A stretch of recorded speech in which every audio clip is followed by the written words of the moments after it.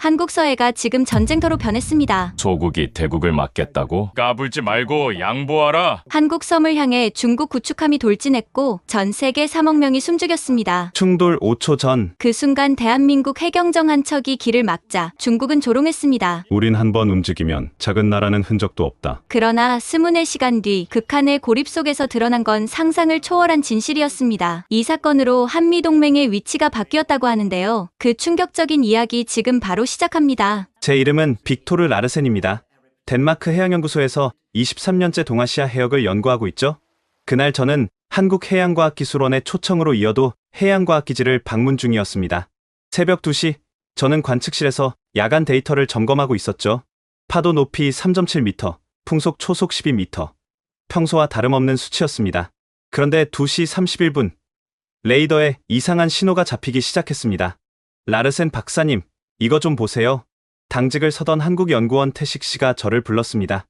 레이더 화면에는 빨간 점들이 하나둘씩 나타나고 있었죠. 처음엔 어선인 줄 알았습니다. 하지만 속도가 너무 빨랐어요. 시속 35노트, 일반 어선의 3배의 속도였습니다. 중국 해경입니다. 태식 씨의 목소리가 떨렸습니다. 저도 화면을 다시 확인했죠. 한 척, 두 척, 5척, 계속 늘어났습니다. 새벽 3시가 되자 17척의 중국 함정이 이어도를 완전히 포위했습니다. 가장 가까운 함정과의 거리는 불과 500m. 서치라이트가 이어도 전체를 환하게 비췄고 확성기에서 날카로운 중국어가 울려 퍼졌습니다. 즉시 철수하라. 이곳은 중국 영해다. 하지만 여기는 명백한 한국 배타 적경 제수역입니다. 마라도에서 149km, 중국 본토에서는 287km나 떨어진 곳이죠. 국제법상 논란의 여지가 없는 한국 해역입니다. 이어도 기지장 윤택 박사가 침착하게 무전을 잡았습니다. 여기는 대한민국 이어도 해양과학기지. 귀함정들은 한국 수역을 침범하고 있습니다. 즉시 철수하십시오. 대답 대신 중국 함정들이 더 가까이 접근했습니다. 가장 큰 함정은 5,000톤급 구축함이었는데 한 포가 이어도를 겨누고 있었죠. 새벽 3시 23분, 한국 해경에 긴급 지원 요청이 나갔습니다. 하지만 가장 가까운 한국 해경 함정도 2시간 거리에 있었습니다. 우리는 고립된 셈이었죠. 전력을 차단하겠다. 중국 측의 새로운 위협이 들려왔습니다. 실제로 3시 47분, 해저 케이블이 손상되며 본토와의 전력 공급이 끊겼습니다. 비상 발전기가 작동했지만 디젤 연료는 48시간 분량뿐이었죠. 더 충격적인 건 그 다음이었습니다. 중국 구축함이 갑자기 속도를 높이며 이어도를 향해 돌진하기 시작한 겁니다. 충돌 코스였어요. 충돌 30초 전, 태식 씨가 소리쳤습니다. 저는 본능적으로 구조물을 붙잡았죠. 76m 높이의 이어도가 흔들릴 정도의 충격이 예상됐습니다. 바로 그때였습니다. 어디선가 한국 해경 고속정 한 척이 미친 듯한 속도로 달려왔습니다. 그리고 중국 구축함 앞을 가로막았죠. 불과 10m 간격. 조금만 늦었어도 대참사였을 겁니다. 여기는 해경 3,000괌. 이어도 사수하겠습니다. 무전기에서 들려온 목소리는 놀라울 정도로 차분했습니다.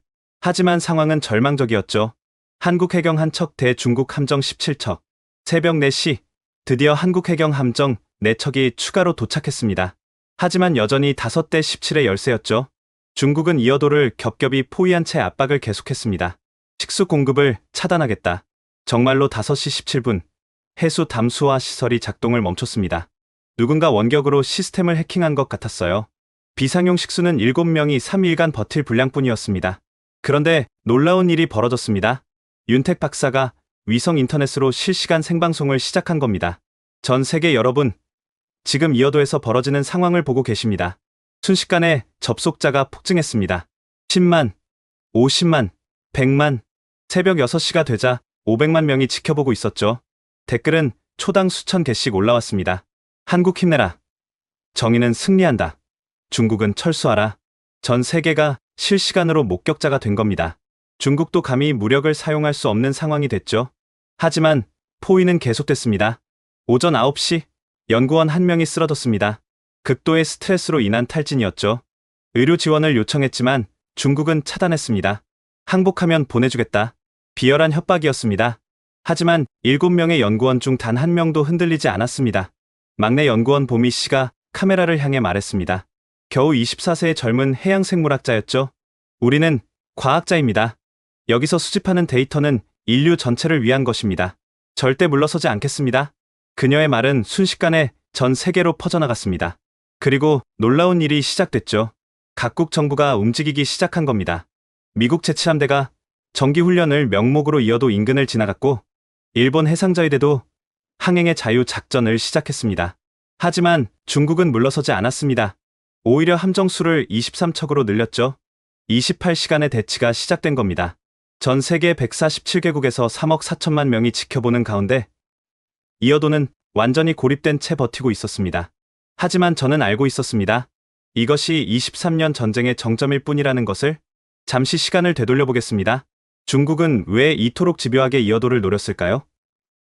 23년이라는 시간을 아시나요? 한 세대가 바뀌는 시간입니다. 갓난아기가 대학을 졸업하는 시간이죠. 그 긴 세월 동안 중국은 단 하루도 이어도를 포기한 적이 없었습니다. 제가 처음 이어도를 연구하기 시작한 건 덴마크 정부의 의뢰 때문이었습니다. 유럽연합이 동아시아 해양 분쟁을 분석하는 프로젝트였죠. 처음엔 단순한 영토 갈등인 줄 알았습니다. 하지만 자료를 파헤칠수록 충격적인 사실들이 드러났어요. 이어도가 완공된 직후부터 시작됐습니다. 중국은 온갖 방법을 동원했죠. 첫 번째는 외교적 압박이었습니다. 제가 확인한 공식 항의만 1847건. UN, 국제해양법재판소, 아세안, 심지어 북극이사회까지. 중국은 모든 국제회의에서 이어도 문제를 거론했습니다. 이어도는 중국의 역사적 해역이다. 하지만 역사적 근거는 전혀 없었습니다. 중국 고문원 어디에도 이어도는 등장하지 않죠.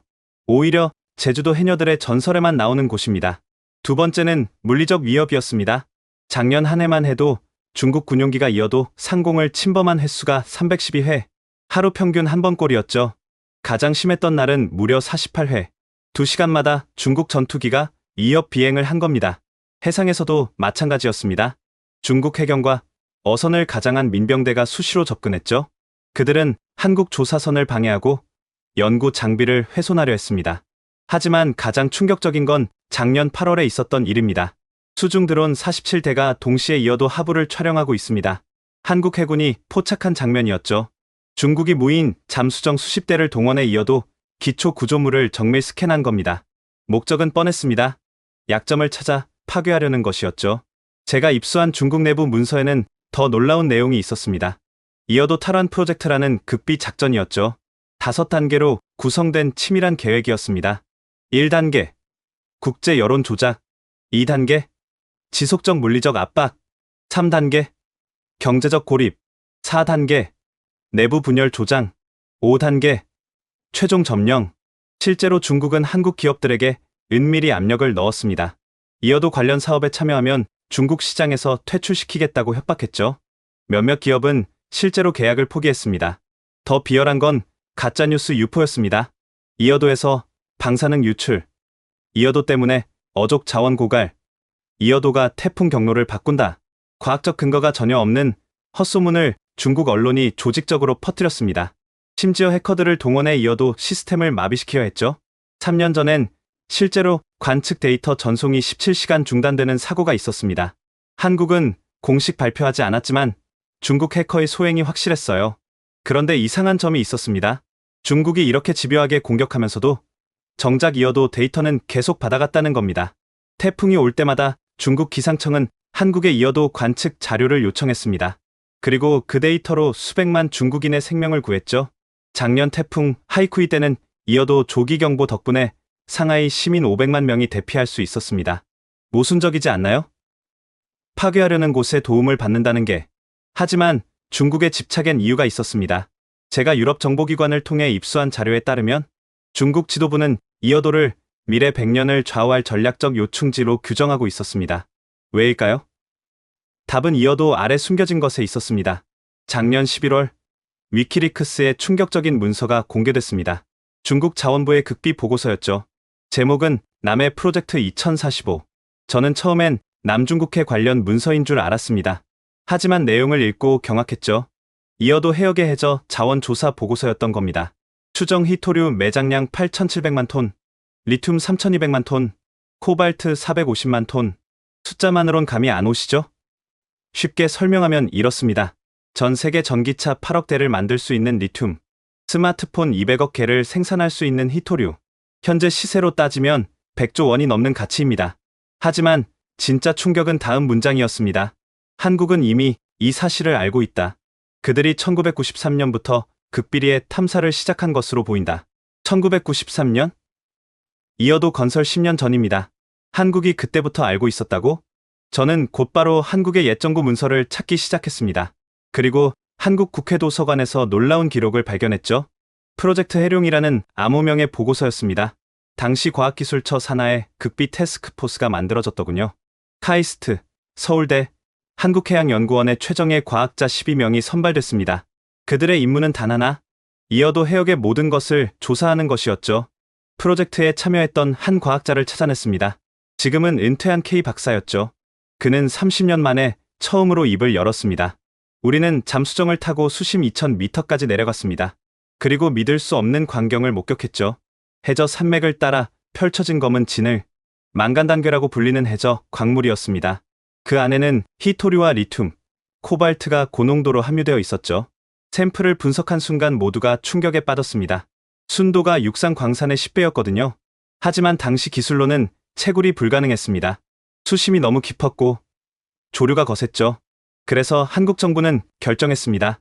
일단 그 위에 구조물을 세워 선점하자고. 이어도 해양과학기지는 겉으로는 기상관측소였지만 진짜 목적은 해저 자원의 전진기지였습니다. 충격적인 고백이었죠.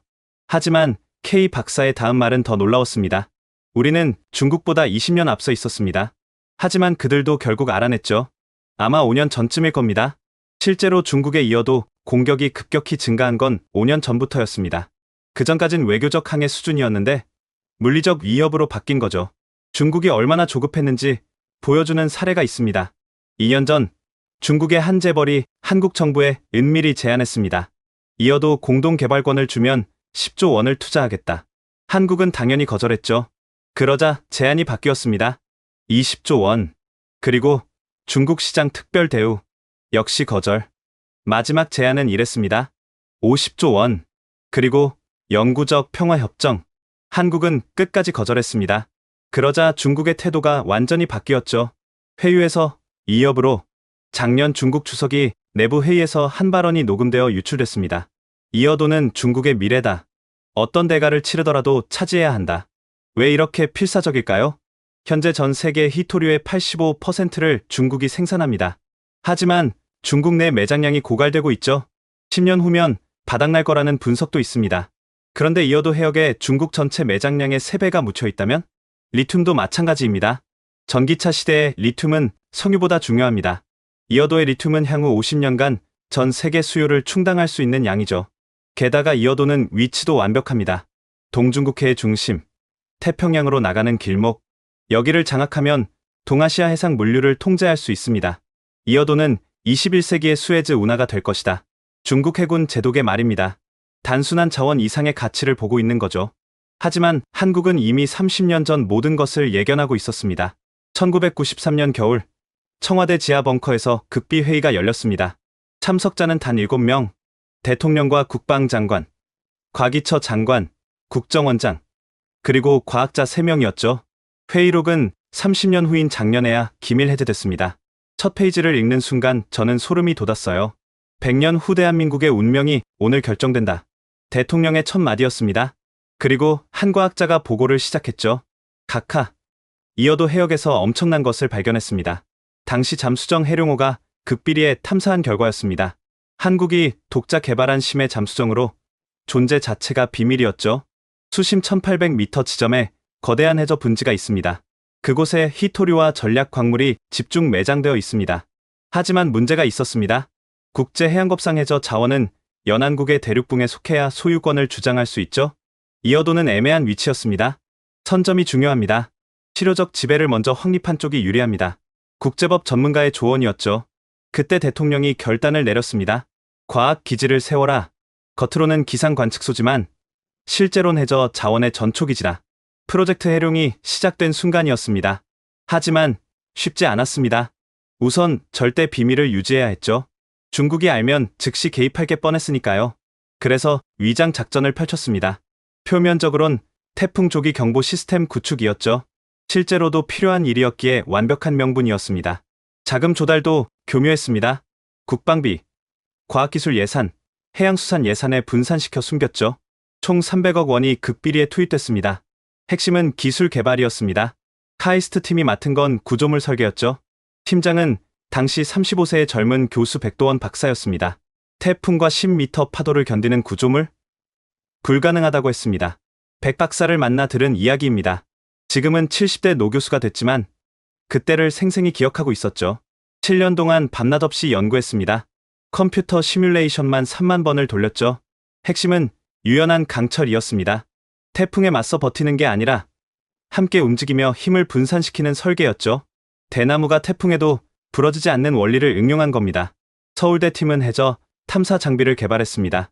당시엔 미국과 일본만 가진 기술이었죠. 부품 하나하나를 직접 만들었습니다. 특허 때문에 수입도 못했거든요. 3년 만에 그들은 해냈습니다. 수심 3,000m까지 내려가는 무인 탐사 로봇을 순수 국산 기술로 만든 거죠. 한국해양연구원은 또 다른 미션이 있었습니다. 중국 감시망을 피해 비밀리에 탐사하는 것이었죠. 어선으로 위장했습니다. 겉보기엔 평범한 참치잡이 배였죠. 하지만 배 안엔 최첨단 장비가 가득했습니다. 음파 탐지기, 해저 카메라, 시료 채취 장비까지. 중국 감시선이 접근하면 진짜로 참치를 잡았습니다. 의심을 피하려고요. 2년간 그들이 채취한 해저 샘플은 500톤. 분석 결과는 예상을 뛰어넘었습니다. 히토류 함량이 중국 바오터우 광산의 15배였습니다. 순도는 99.7%. 바오터우는 세계 최대 히토류 광산입니다. 그보다 15배 많다는 건 엄청난 발견이었죠. 하지만 더 중요한 발견이 있었습니다. 해저 화산 활동의 흔적이었죠. 2만 년 전 거대한 해저 화산이 있었습니다. 그 때문에 광물이 집중된 거죠. 지질학적으로 매우 특별한 지역이었던 겁니다. 이런 곳은 전 세계에 몇 군데 없습니다. 1998년 모든 준비가 끝났습니다. 하지만 그때 위기가 찾아왔죠. IMF 외환위기였습니다. 프로젝트를 중단하자는 의견이 나왔습니다. 돈이 없었으니까요. 하지만 담당 과학자들이 반발했습니다. 지금 멈추면 10년이 허사가 됩니다. 중국이 치고 올라오면 끝입니다. 결국 프로젝트는 계속됐습니다. 과학자들이 월급을 반납하면서까지 연구를 이어갔죠. 그리고 드디어 2000년 건설 업체 선정에 들어갔습니다. 비밀 입찰이었죠. 삼성중공업과 현대중공업이 경쟁했습니다. 둘 다 불가능하다고 했습니다. 그런 구조물은 세상에 없다고요. 하지만 포기할 수 없었습니다. 정부는 두 회사에 제안했죠. 실패해도 책임 묻지 않는다. 도전하라. 결국 현대중공업이 낙찰됐습니다. 그들의 제안이 더 도전적이었거든요. 한국조선업의 자존심을 걸고 해내겠습니다. 현대중공업 CEO의 각오였습니다. 건설에 앞서 마지막 준비가 있었습니다. 국제사회의 지지를 확보하는 것이었죠. 정부는 영리했습니다. 이어도 데이터를 주변국과 공유하겠다고 발표한 거죠. 태풍 정보를 무료로 제공하겠다는 제안에 일본도 중국도 반대할 명분이 없었습니다. 인류를 위한 과학기지입니다. 이 한마디로 국제 여론을 장악한 거죠. 그리고 마침내 착공이 시작됐습니다. 하지만 건설 과정은 상상을 초월하는 고난의 연속이었습니다.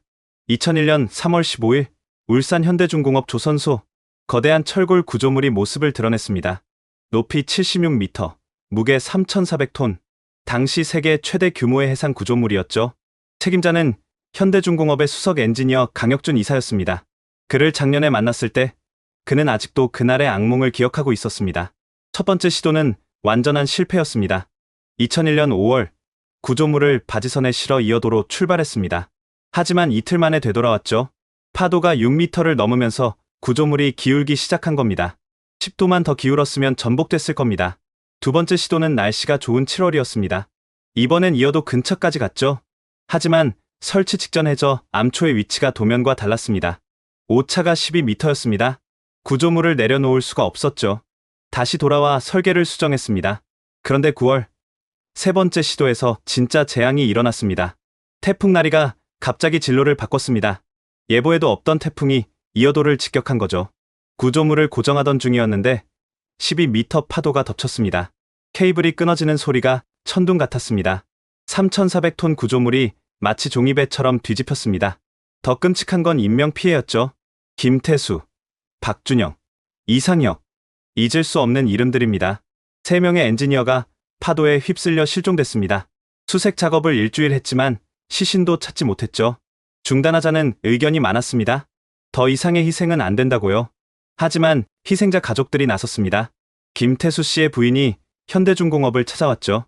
남편이 꿈꾸던 일입니다. 끝까지 완성해 주세요. 박준영 씨의 아들은 편지를 보냈습니다. 당시 초등학생이었던 아이의 편지는 모두를 울렸죠. 아빠가 만든 등대가 많은 사람을 구할 거라고 했어요. 꼭 세워주세요. 프로젝트는 계속됐습니다. 하지만 실패도 계속됐죠.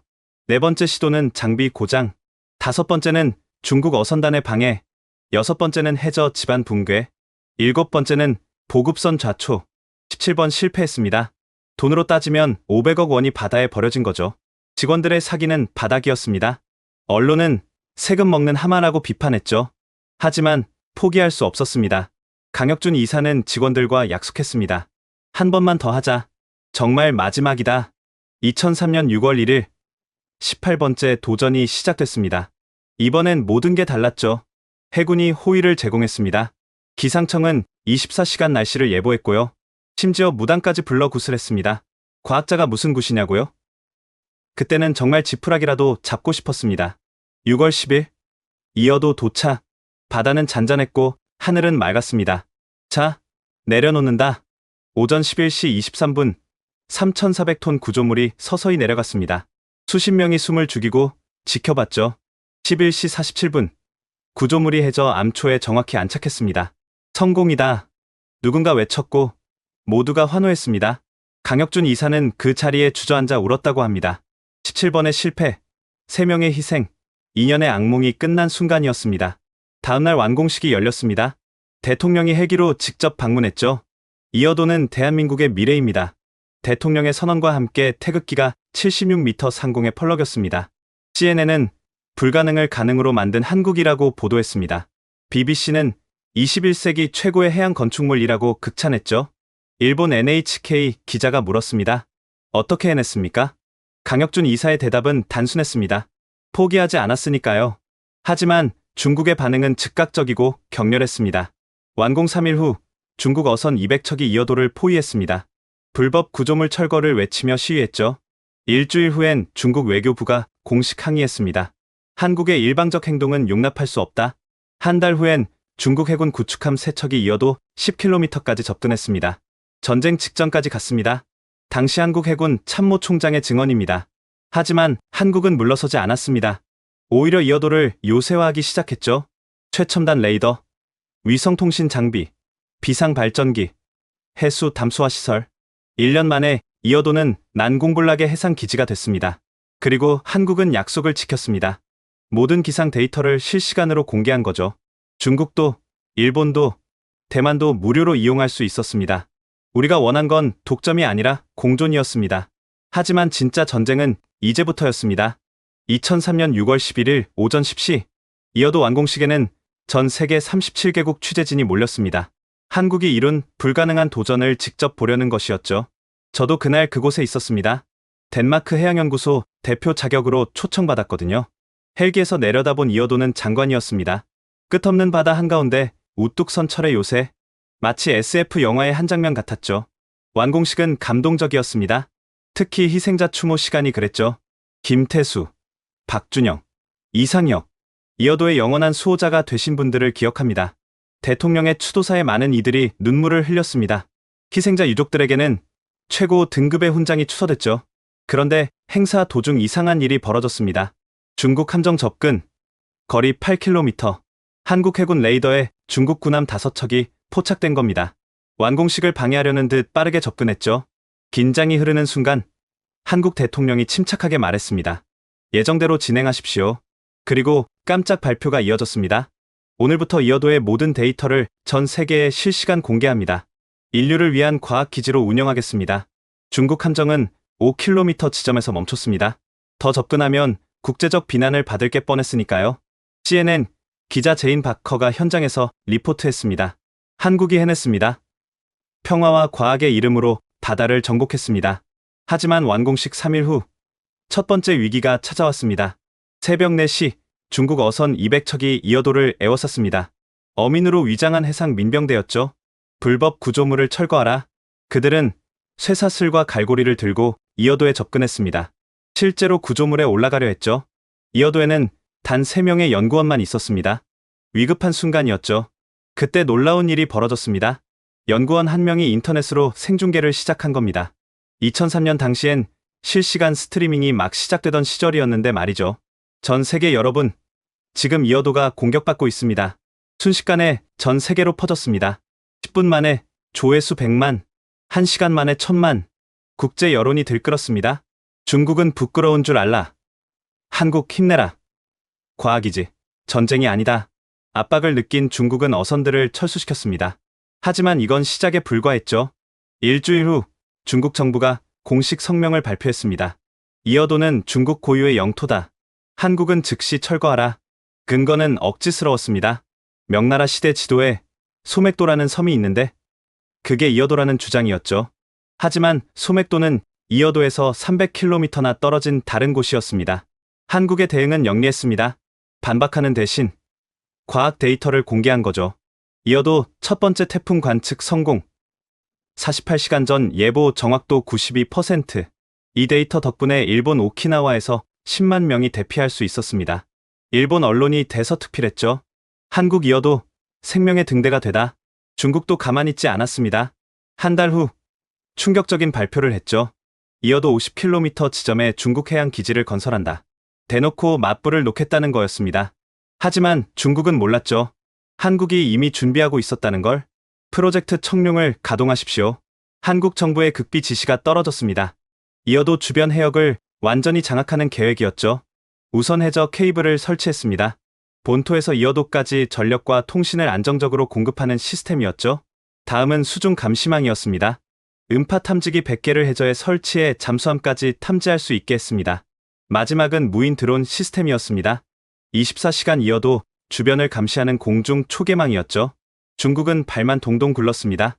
해양기지 건설은 기술 부족으로 실패했고 이어도 데이터 없인 태풍 피해가 커졌죠.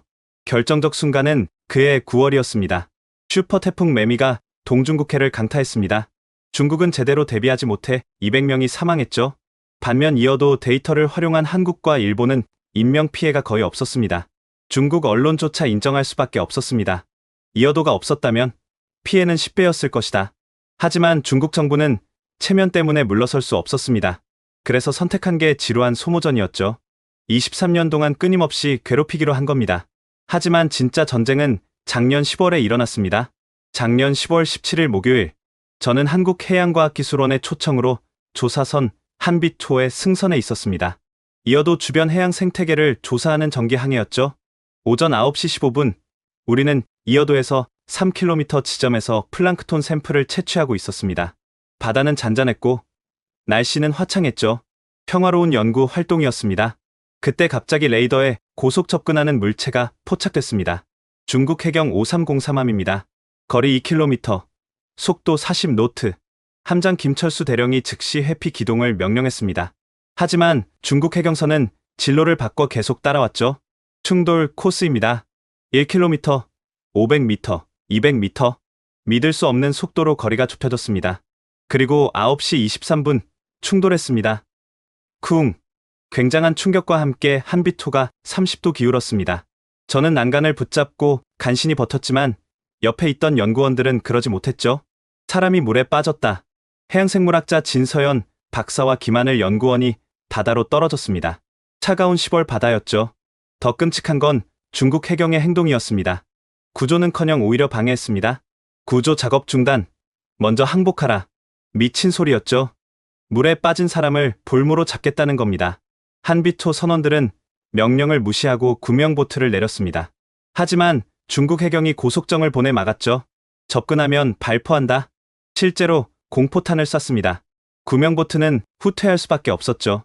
진서연 박사는 수영을 잘했지만 김하늘 연구원은 그렇지 못했습니다. 점점 가라앉고 있었죠. 그때 놀라운 일이 벌어졌습니다. 조타수 박성민 하사가 군복을 벗으며 바다로 뛰어든 겁니다. 내가 구한다. 24세 청년의 용기였습니다. 그는 미친 듯이 헤엄쳐 김하늘 연구원에게 다가갔죠. 중국 해경이 또 공포탄을 쐈습니다. 하지만 박 하사는 멈추지 않았습니다. 가까스로 김 연구원을 붙잡은 박 하사. 하지만 이미 의식을 잃은 상태였죠. 숨을 쉬지 않습니다. 박 하사가 물속에서 심폐소생술을 시작했습니다. 파도에 휩쓸리면서도 필사적으로 압박을 계속했죠. 기적적으로 김 연구원이 물을 토해냈습니다. 의식을 되찾은 거죠. 하지만 구조는 여전히 불가능했습니다. 중국 해경이 계속 막고 있었으니까요. 더 충격적인 건 중국 해경의 또 다른 만행이었습니다. 그들은 한비토에 강제로 승선해 연구 장비를 파괴하기 시작했습니다. 모든 데이터를 넘겨라. 수십억 원짜리 해양 탐사 장비를 망치로 부쉈습니다. 5년간 축적한 연구 데이터를 강탈하려 했죠. 그때 또 한 명의 영웅이 나타났습니다. 해양물리학자 류재원 박사였습니다. 62세의 노학자였죠. 데이터는 못 준다. 그는 하드디스크를 품에 안고 버텼습니다. 중국 해경이 구타했지만 놓지 않았죠. 결국 류 박사는 머리에서 피를 흘리며 쓰러졌습니다. 하지만 끝까지 하드디스크를 지켰죠. 이 모든 장면이 생중계되고 있었습니다. 한비토의 막내 연구원 윤하경 씨가 스마트폰으로 실시간 생방송을 켠 거죠. 전 세계가 봐야 합니다. 이게 중국의 진짜 모습입니다. 실시간 시청자가 폭발적으로 늘었습니다. 10만, 100만, 1000만. 댓글창은 분노로 가득 찼습니다. 살인미수다. 해적이다. 유엔은 뭐하나. 특히 피를 흘리며 쓰러진 류 박사의 모습은 전 세계에 충격을 줬습니다. 30분 후 마침내 한국 해경이 도착했습니다. 하지만 중국 해경도 증원됐죠. 10대 5의 대치 상황이었습니다. 즉시 물러나라. 너희가 물러나라. 일촉즉발의 순간이었습니다. 그때 미국 제7함대 소속 구축함이 나타났습니다. 여기는 미 해군 항행의 자유 작전 수행 중이다. 절묘한 타이밍이었죠. 우연일까요? 아니면 계획된 개입일까요? 중국 해경은 결국 철수했습니다. 미국 해군과 충돌할 순 없었으니까요. 피해 상황이 집계됐습니다. 류재원 박사, 머리 12바늘 봉합. 진서연 박사, 저체온증. 김하늘 연구원, 물에 빠진 충격으로 정신과 치유. 박성민 하사, 과로로 입원. 장비 피해액만 50억 원이었습니다. 하지만 진짜 충격은 그 다음이었습니다. 생중계 영상이 전 세계로 퍼지면서 분노가 폭발한 거죠. 특히 류 박사가 피를 흘리면서도 대한민국 만세를 외친 장면은 수억 명을 울렸습니다. 노학자를 폭행하다니. 중국은 사과하라. 이어도를 지켜라. 하지만 중국은 뻔뻔했습니다. 한국 선박이 먼저 도발했다. 정당방위였다. 거짓말이었죠. 모든 게 생중계로 드러났는데도 우겼습니다. 그런데 놀라운 반전이 일어났습니다. 피해 목요일 영상은 48시간 만에 조회수 2억 뷰를 돌파했습니다. 특히 류재원 박사의 피 흘리는 모습과 대한민국 만세를 외치는 장면은 전 세계를 충격에 빠뜨렸죠. 가장 먼저 반응한 건 미국이었습니다. 명백한 공해상 테러다. 중국은 즉각 사과하고 배상하라. 미 국무장관의 성명이었죠. 그리고 구체적 행동이 이어졌습니다. 미 칠함대 항공모함 로널드 레이건호가 이어도 100km 해역으로 이동했습니다. 정기훈련이라고 했지만 누가 봐도 중국에 대한 경고였죠. 일본의 반응도 강경했습니다. 학자에 대한 폭력은 인류에 대한 범죄다. 일본 총리가 직접 나섰습니다. 그리고 해상자위대 이지스함 3척을 동중국해에 파견했죠. 하지만 진짜 놀라운 건 유럽의 반응이었습니다. 영국, 프랑스, 독일이 공동 성명을 발표했습니다. 과학의 자유를 침해하는 야만적 행위를 규탄한다. 그리고 프랑스 해군 프리기탐이 인도양에서 동중국해로 항로를 변경했습니다. 영국도 퀸 엘리자베스 항모전단의 기항지를 한국으로 바꿨죠. 더 극적인 건 시민사회의 반응이었습니다. 뉴욕 타임스퀘어 전광판에 거대한 문구가 떴습니다. 이어도를 위한 정해. 한국과 함께. 라는 영어 문구였죠. 누가 돈을 낸 건지 알 수 없었습니다. 하지만 24시간 내내 켜져 있었죠. 파리 에펠탑엔 태극기 색깔의 조명이 비쳤습니다. 런던 타워브리지도 마찬가지였죠. 도쿄 시부야 스크린엔 류재원 박사의 사진과 함께 영웅이라는 글자가 떴습니다. SNS는 완전히 폭발했습니다. 샵 저스티스 포 이어도가 트위터 전 세계 1위를 3일간 유지했습니다. 인스타그램엔 이어도 사진의 하트를 그린 게시물이 1억 개가 넘게 올라왔죠. 특히 젊은 세대가 열광했습니다. 할아버지가 피 흘리며 지킨 데이터. 이게 진짜 과학자다. 작은 나라가 큰 나라의 폭력에 맞서다. 21세기 다윗과 골리앗. 중국 제품 불매운동도 시작됐습니다. 미국 아마존에서 중국산 제품 판매가 일주일 만에 32% 감소했습니다. 유럽도 비슷했죠. 특히 한국산 제품이 반사이익을 받습니다. 삼성 스마트폰 판매가 27% 증가했고 현대차도 15% 늘었죠. 한국을 응원하는 방법은 한국 제품 사기. 이런 캠페인이 자발적으로 퍼졌습니다. 중국 정부는 당황했습니다. 경제 타격이 예상보다 컸거든요. 하지만 가장 충격적인 반응은 중국 내부에서 나왔습니다. 중국 웨이보에 한 네티즌이 글을 올렸습니다. 62세 할아버지를 때리는 게 강대국인가? 부끄럽다. 순식간에 100만 개의 좋아요가 눌렸습니다. 중국 정부가 서둘러 삭제했지만 이미 스크린샷이 전 세계로 퍼진 뒤였죠. 중국 유학생들도 움직였습니다. 하버드, 옥스포드, 도쿄대학의 중국 유학생회가 공동 성명을 냈습니다. 폭력은 정당화될 수 없다. 중국 정부는 사과하라. 중국 정부로선 악몽이었죠. 자국민까지 등을 돌린 겁니다. 10월 24일. 피해 목요일 일주일 후. 유엔 안전보장이사회가 긴급 소집됐습니다. 의제는 동중국해 과학연구 자유보장이었죠. 15개 이사국 중 14개국이 중국을 비판했습니다. 중국만 홀로 변명했죠. 왜곡됐다. 조작됐다. 음모다. 하지만 아무도 믿지 않았습니다. 생중계 영상이 명백한 증거였으니까요. 유엔 사무총장이 이례적으로 강한 성명을 발표했습니다. 과학은 인류 공동의 자산이다. 이를 폭력으로 침해하는 건 반인류적 범죄다. 37개국이 공동으로 결의안을 제출했습니다. 이어도 100km 이내를 국제과학평화구역으로 지정한다. 중국이 거부권을 행사할 줄 알았습니다. 하지만 의외의 일이 벌어졌죠. 기권했습니다. 국제 여론이 너무 악화돼서 거부권조차 쓸 수 없었던 겁니다. 한국 정부는 영리하게 대응했습니다. 복수나 보복 대신 화해와 협력을 제안한 거죠. 이어도 데이터를 중국에도 계속 제공하겠다. 과학에는 국경이 없다. 류재원 박사도 병상에서 메시지를 보냈습니다. 중국 과학자들을 미워하지 않는다. 함께 연구하고 싶다. 감동적이었죠. 폭력의 평화로, 증오의 사랑으로 답한 겁니다. 이 메시지는 중국인들의 마음을 흔들었습니다. 한국이 진짜 대국이다. 배워야 한다. 존경한다. 중국 웨이보가 이런 댓글로 도배됐습니다. 결정적인 순간은 10월 31일이었습니다. 할로윈 날, 전 세계 젊은이들이 류재원 박사 코스프레를 했습니다. 하얀 가운에 붕대를 감고 하드디스크를 든 모습이었죠. 올해 최고의 영웅, 과학자 히어로, 할아버지 멋있어. 타임즈는 류 박사를 표지 모델로 선정했습니다. 제목은 과학의 마지막 저항이라는 영어 제목이었죠. 중국은 완전히 고립됐습니다. 11월 3일, 결국 중국 외교부가 발표했습니다. 유감을 표한다. 재발 방지를 약속한다. 사과는 아니었지만 중국으로선 최대한의 양보였죠. 하지만 한국이 꺼낸 비장의 카드는 따로 있었습니다. 11월 15일, 한국 외교부가 긴급 기자회견을 열었습니다. 전 세계 300개 언론사가 몰렸죠. 오늘 공개할 자료는 23년간 이어도가 겪은 모든 도발의 기록입니다. 외교부 장관의 말과 함께 거대한 화면이 켜졌습니다.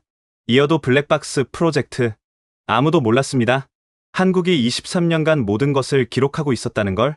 이어도엔 특별한 시스템이 있습니다. 모든 접근 선박, 항공기, 심지어 수중 물체까지 자동으로 녹화합니다. 360도 카메라 48대, 적외선 센서 120개, 수중 음파 탐지기 80개. 이어도는 거대한 감시 시스템이었던 겁니다. 총 6,743건의 도발을 기록했습니다. 첫 번째 영상이 재생됐습니다. 2004년 3월 7일, 중국 어선 30척이 이어도에 쇠사슬을 걸고 당기는 장면이었죠. 구조물을 무너뜨리려 한 겁니다. 2007년 8월 19일, 중국 잠수함이 이어도 바로 아래를 지나가며 음파로 공격하는 장면. 2011년 2월 3일, 중국 전투기가 이어도 상공 50m까지 급강하하는 장면. 2015년 5월 27일, 중국 해경이 이어도 연구원 헬기에 레이저를 쏴 추락시키려 한 장면. 2018년 11월 9일, 정체불명 드론 17대가 이어도를 폭격하듯 다짜 폭탄을 투하하는 장면. 2021년 7월 14일, 중국 해커가 이어도 시스템을 마비시켜 17시간 동안 데이터 전송을 중단시킨 증거. 하나하나가 국제법 위반이었습니다. 그런데 더 충격적인 건 AI 분석 결과였습니다. 인공지능이 6,743건을 분석했습니다. 패턴이 발견됐습니다. 화면에 복잡한 그래프가 나타났습니다. 중국의 도발은 무작위가 아니었습니다. 철저히 계획된 5단계 전략이었죠. 1단계, 2003년에서 2007년, 저강도 압박, 어선 동원. 2단계, 2008년에서 2012년, 중강도 위협, 해경 투입. 3단계, 2013년에서 2017년, 고강도 도발, 군용기와 잠수함. 4단계, 2018년에서 2022년, 사이버 공격, 시스템 마비 시도. 5단계 2023년에서 현재 물리적 충돌, 직접 공격, 각 단계마다 강도가 정확히 23% 증가했습니다. 우연이 아닙니다. AI는 더 놀라운 사실을 밝혀냈습니다. 도발 시점도 패턴이 있었습니다. 한국의 중요한 국제 행사나 정상회담 직전에 집중됐죠.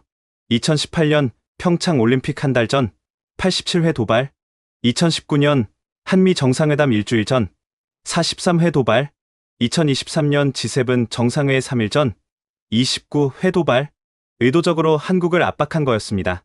하지만 가장 충격적인 건 마지막 증거였습니다. 작년 10월 17일 피해 목요일 당시 중국 해경의 통신을 감청했습니다. 음성 파일이 재생됐습니다. 목표물은 류재원이다. 데이터를 가진 노인이다. 제거하라는 겁니까? 무력화시켜라. 하지만 흔적은 남기지 마라. 계획된 공격이었던 겁니다. 류 박사를 미리 타겟으로 정했다는 증거였죠. 기자회견장이 술렁였습니다. CNN 기자가 물었습니다. 왜 지금 공개하는 겁니까? 외교부 장관이 답했습니다. 더는 참을 수 없기 때문입니다. 그리고 국제사법재판소에 제소하기 위해서입니다. 폭탄 선언이었죠. 6,743건 모두를 ICJ에 제출하겠습니다. 23년간의 국제법 위반에 대해 책임을 묻겠습니다. 배상액도 공개됐습니다. 피해액 3조 원, 정신적 손해 10조 원, 총 13조 원을 청구합니다. 하지만 진짜 폭탄은 따로 있었습니다. 우리는 중국 정부 내부 문서도 확보했습니다. 화면에 중국어 문서가 떴습니다. 이어도 점령 작전 계획서였죠. 2025년 3월 1일 대규모 함대를 동원해 이어도를 점령한다. 구체적인 작전 명령서였습니다. 참여 함정 37척, 병력 3,000명, 심지어 점령 후 통치 계획까지. 어떻게 입수했을까요? 중국 내부의 양심적 제보자가 제공했습니다. 중국 정부 고위층 누군가가 배신한 거였죠. 이 문서가 공개되자 중국은 즉각 반발했습니다. 조작이다. 음모다. 명예훼손이다. 하지만 증거는 너무 확실했습니다. 문서의 공식 도장, 암호 체계, 심지어 주석의 친필 서명까지. 국제사회는 경악했습니다. 이건 침략 계획이다. 21세기에 이런 일이. 중국은 전범 국가인가? 유엔 안보리가 다시 소집됐습니다. 이번엔 중국을 제재하자는 의견까지 나왔죠. 미국은 즉각 행동했습니다. 이어도 방어를 위해 한미연합훈련을 실시한다.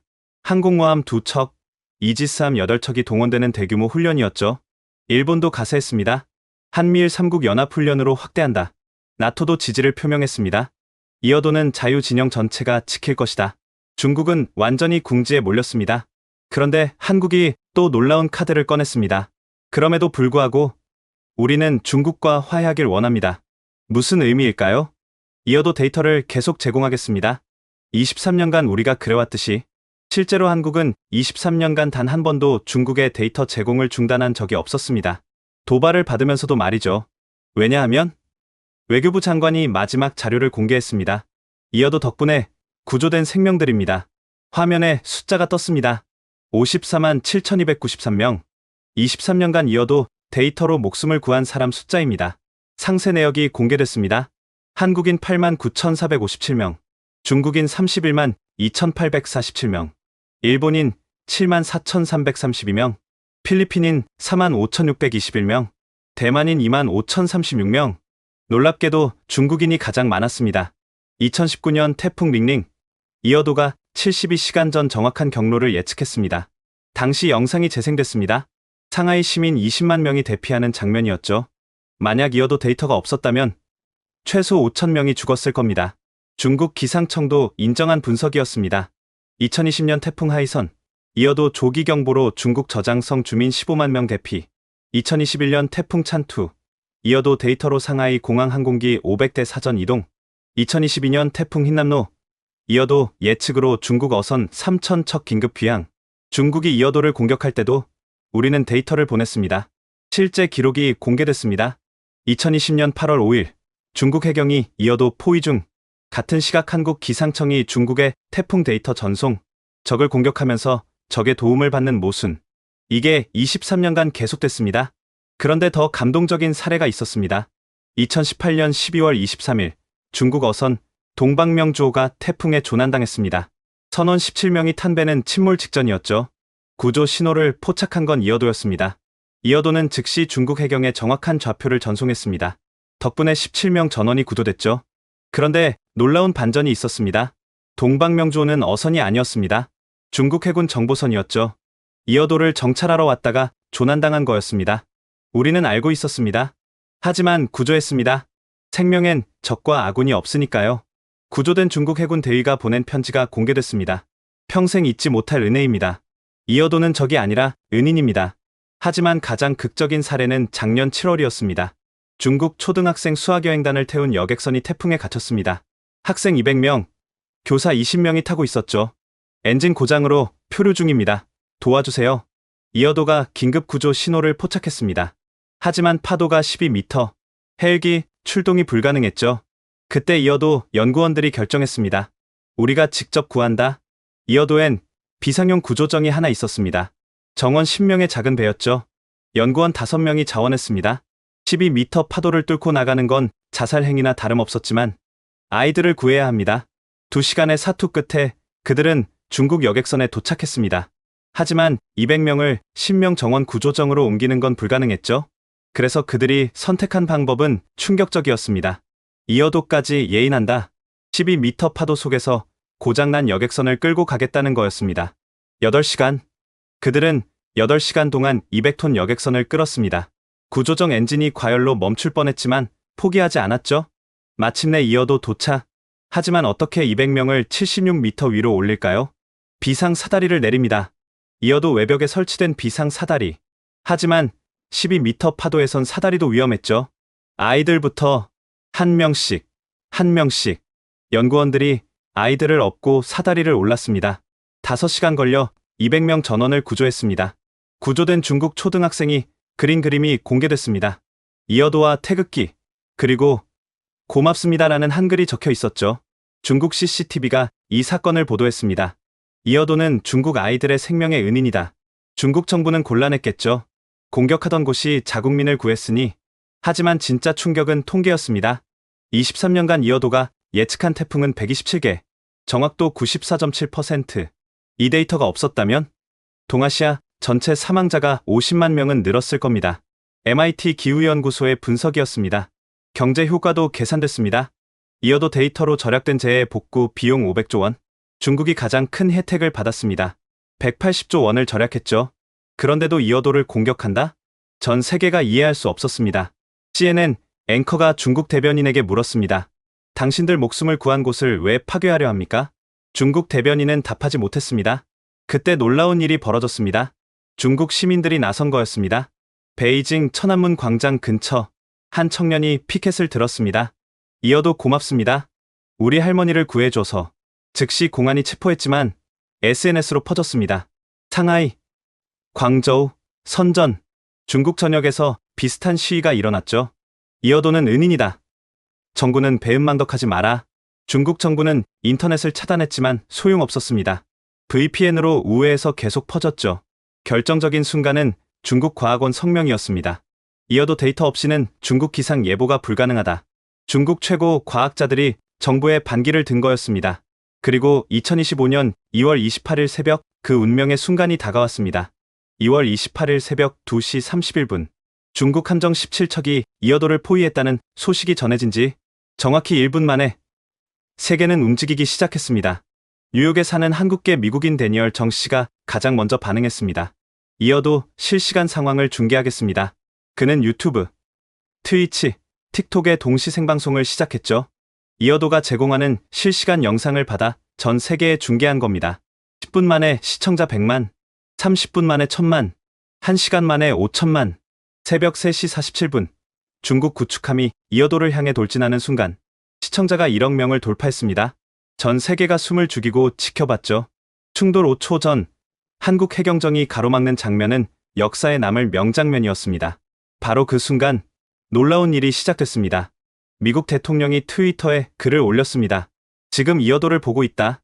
이것은 명백한 침략이다. 새벽 4시임에도 불구하고 긴급 성명이었죠.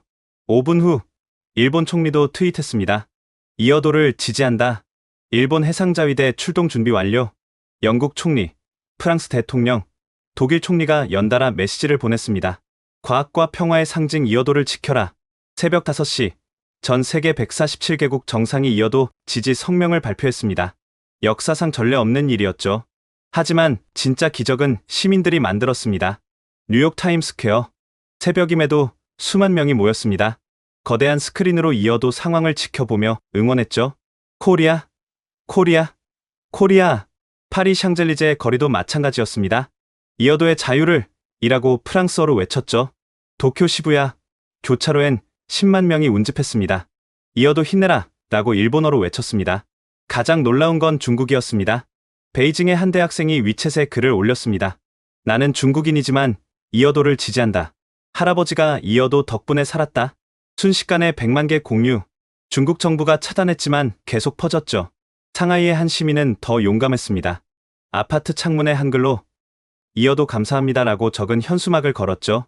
공안이 떼어냈지만 사진은 이미 전 세계로 퍼진 뒤였습니다.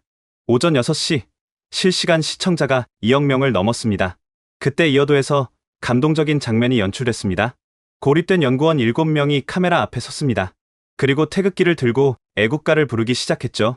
동해물과 백두산이 순간 전 세계가 함께 불렀습니다. 타임스퀘어에서, 샹젤리제에서, 시부야에서, 심지어 중국 상하이의 한 카페에서도 몰래 따라 불렀죠. 2억 명이 함께 부른 애국가. 인류 역사상 가장 많은 사람이 동시에 부른 국가였습니다. 중국 정부는 당황했습니다. 전 세계의 압박이 상상을 초월했으니까요. 오전 9시 중국에 최후 통첩이 전달됐습니다. 1시간 내 철수하지 않으면 다국적 연합함대가 출동한다. 미국, 일본, 영국, 프랑스, 호주, 캐나다 6개국 연합함대였습니다.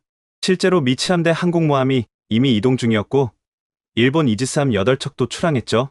하지만 중국은 여전히 버텼습니다. 오전 10시 긴장이 최고조에 달했을 때 기적 같은 일이 벌어졌습니다. 중국 함정 중 한 척에서 반란이 일어난 거였습니다. 우리는 이어도를 공격할 수 없다. 그들은 우리 가족을 구했다. 중국 해군 천사령이란 대위였습니다. 그의 어머니가 2019년 태풍 때 이어도 데이터 덕분에 목숨을 구했다고 합니다. 그의 반란은 도미노처럼 번졌습니다. 두 번째 함정, 세 번째 함정에서도 명령 거부가 이어졌죠. 양심에 반하는 명령은 따를 수 없다. 오전 11시 중국 함대 내부가 완전히 분열됐습니다. 17척 중 9척이 명령을 거부한 거였습니다. 이 모든 게 생중계됐습니다. 3억 4천만 명이 지켜봤죠. 중국 지도부는 선택의 여지가 없었습니다. 11시 47분 중국 함대 철수 명령. 하나둘 물러나는 중국 함정들. 전 세계가 환호했습니다. 우리가 해냈다. 기적이다 라고 각국 언어로 외쳤죠. 하지만 아직 끝이 아니었습니다. 철수하던 중국 함정 중 한 척이 갑자기 멈췄습니다. 그리고 이어도를 향해 기적을 울렸죠. 3번. 해군 예절상 경례의 의미였습니다. 이어도 연구원들도 손을 들어 답례했습니다. 그 장면을 본 전 세계가 눈물을 흘렸죠. 오후 2시 한국 해경 헬기가 이어도에 도착했습니다. 28시간 만에 구조였습니다. 헬기에서 내린 건 의료진과 기자들이었죠. 괜찮으십니까? 첫 질문에 막내 연구원 윤하경 씨가 답했습니다. 네, 그런데 데이터는 안전합니다. 28시간 동안 단 1초도 중단하지 않았어요. 전 세계가 다시 한번 감동했습니다. 목숨이 위험한 순간에도 그들은 임무를 포기하지 않았던 거였죠. 그날 저녁 UN 사무총장이 발표했습니다. 오늘 우리는 인류의 승리를 목격했습니다. 그리고 깜짝 발표가 이어졌습니다. 이어도를 유네스코 세계유산으로 등재하겠습니다. 과학시설이 세계유산이 된 첫 사례였죠. 하지만 가장 감동적인 건 중국 시민들의 반응이었습니다. 상하이의 한 갑부가 전면 광고를 냈습니다. 이어도 내 아들을 구해줘서 고맙습니다. 베이징의 한 노인은 한국 대사관에 편지를 보냈습니다. 60년 전 한국전쟁 때 중국군이었습니다. 이제야 진짜 적이 누구인지 알았습니다. 적은 한국이 아니라 전쟁과 재해입니다. 3월 1일 사건이 끝난 다음 날 놀라운 발표가 있었습니다. 중국 정부가 공식 사과한 거였습니다. 이어도에 대한 모든 영유권 주장을 철회한다. 그리고 23년간의 잘못을 사과한다. 역사적인 순간이었죠. 그리고 더 놀라운 제안이 이어졌습니다. 이어도를 동아시아 공동과학 기지로 운영하자. 비용은 수혜국들이 분담하겠다. 한국, 중국, 일본, 대만이 함께 운영하는 평화의 기지가 되는 거였죠. 한국 정부는 흔쾌히 받아들였습니다. 이어도는 처음부터 인류 전체를 위한 곳이었습니다. 그리고 지금도 이어도는 그 자리에 있습니다. 오늘도 이어도는 그 자리를 지키고 있습니다. 76m 높이의 철제 구조물은 23년의 세월에도 불구하고 여전히 굳건합니다. 태풍과 파도, 그리고 인간의 욕심에도 굴복하지 않았죠. 2025년 8월 현재, 이어도는 더 이상 한국만의 기지가 아닙니다. 동아시아 해양과학협력센터라는 새 이름을 얻었죠. 한국이 운영을 주도하지만 중국, 일본, 대만의 과학자들도 함께 일합니다. 매달 교대로 파견되는 연구원은 20명, 국적은 다르지만 모두 한 가지 목표를 공유합니다. 인류의 안전을 지키는 것. 가장 큰 변화는 중국 과학자들의 참여였습니다. 작년 사건 이후 처음으로 이어도의 발을 디딘 중국 과학자 왕샤오밍 박사는 이렇게 말했습니다. 23년 동안 우리가 파괴하려 했던 곳이 사실은 우리를 지켜주고 있었습니다. 부끄럽고 감사합니다. 그는 이제 이어도의 열렬한 수호자가 됐죠. 이어도의 장비도 업그레이드 됐습니다. 최신 AI 기상 예측 시스템이 도입돼 태풍 예보 정확도가 98%까지 올라갔습니다. 5일 전에 태풍 경로를 정확히 예측할 수 있게 된 거죠. 해저 자원 탐사도 본격화됐습니다. 하지만 한국은 독점하지 않기로 했습니다. 채굴이 시작되면 수익의 30%를 동아시아 재해기금으로 기부하기로 한 거죠. 이어도의 자원은 이어도가 지켜온 사람들과 나누는 게 맞습니다. 한국 정부의 결정에 세계가 또 한 번 감동했습니다. 이어도는 교육의 장이 되기도 했습니다. 매년 여름 동아시아 4개국 대학생 100명이 이어도에서 해양과학 캠프를 합니다. 작년 참가자 중엔 특별한 학생이 있었죠. 바로 중국 해군 천사령 전 대위의 아들이었습니다. 아버지가 명령을 거부하고 이어도를 지킨 그 장교의 아들. 아버지가 자랑스럽습니다. 저도 이어도 같은 과학자가 되고 싶어요. 한국 학생과 중국 학생이 함께 연구하는 모습은 이제 일상이 됐습니다. 이어도 방문객도 늘었습니다.